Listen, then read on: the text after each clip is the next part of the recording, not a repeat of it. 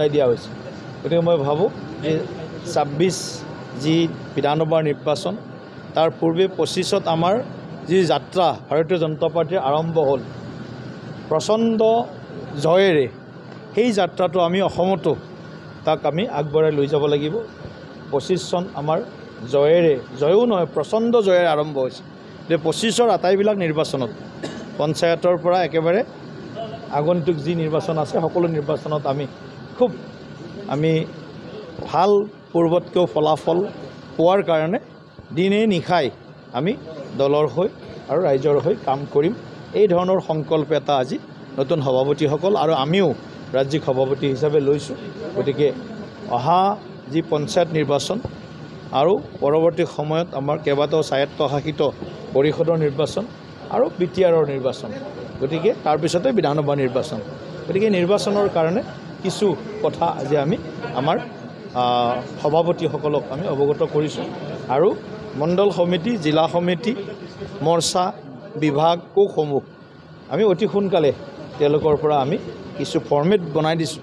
সেই ফৰ্মেট অনুসৰি আমি 50% এটলিষ্ট আমি নতুন কাৰ্যকৰ্তা, মানে যিসকলে দায়িত্বত নাই পূৰ্বতে, তেনেকুৱা 50% আমাৰ নতুন কাৰ্যকৰ্তাক, নতুন মানে নতুনকৈ জইন কৰা কাৰ্যকৰ্তা নহয়, যিসকলৰ দায়িত্ব নাই তেনেকুৱা দায়িত্ব নথকা 50% নতুন আমাৰ কাৰ্যকৰ্তাক নতুন দায়িত্বৰে মণ্ডল জিলা সমিতিখন গঠন কৰিবৰ কাৰণে নিৰ্দেশনা প্ৰদান কৰা হৈছে। ৰাজ্যিক সমিতিখনৰ কাৰণে প্ৰায় এমাহমান লাগিব, কাৰণ ৰাষ্ট্ৰীয় সভাপতিও আমাৰ এতিয়ালৈকে হোৱা নাই। তেখেতো হয়তো অহা মাহত আমিতো ক'ব নোৱাৰোঁ আজিৰ দিনত, ফেব্ৰুৱাৰী মাহৰ ভিতৰত হয়তো ৰাষ্ট্ৰীয় সভাপতি ডাঙৰীয়াও হয়তো হৈ যাব পাৰে। আমি আশা কৰিছোঁ ফেব্ৰুৱাৰী শেষলৈকে বা মাৰ্চৰ প্ৰথম সপ্তাহত আমি ৰাজ্যিক সমিতিখন গঠন কৰিম, কাৰণ এইবাৰ সমিতিখন সেই যি আমাৰ সংগঠনে নিৰ্ধাৰণ কৰি দিছে, দলৰ সংবিধানে নিৰ্ধাৰণ কৰি দিছে, তাৰ আধাৰত বা তাৰ আলমতহে আমি বহুত কাৰ্যকৰ্তাই বিচাৰে, উপায় নাপালে কেতিয়াবা 2-4জন কাৰ্যকৰ্তাক আমি এক্সট্ৰাকৈ লৈ লওঁ। সেনেকৈ এক্সট্ৰাকৈ লওঁতে বহুত কাৰ্যকৰ্তা হৈ গৈছে সমিতিখন। গতিকে এইবাৰ নিৰ্দিষ্ট সীমাৰ ভিতৰত, সংখ্যাৰ ভিতৰত আমি এইবাৰ সমিতিখন গঠন কৰিম।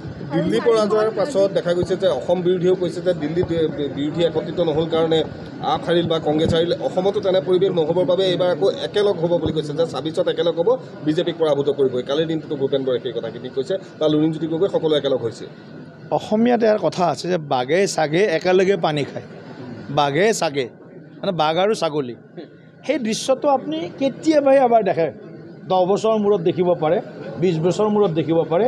এই বাঘে ছাগে পানী খোৱা কথাটো আৰু এই আমাৰ ইয়াত অসমত যি বিৰোধীৰ যি মিত্ৰ দলৰ যিবিলাক কথা, মই তাৰ লগতে এইটো তুলনা কৰিব বিচাৰোঁ।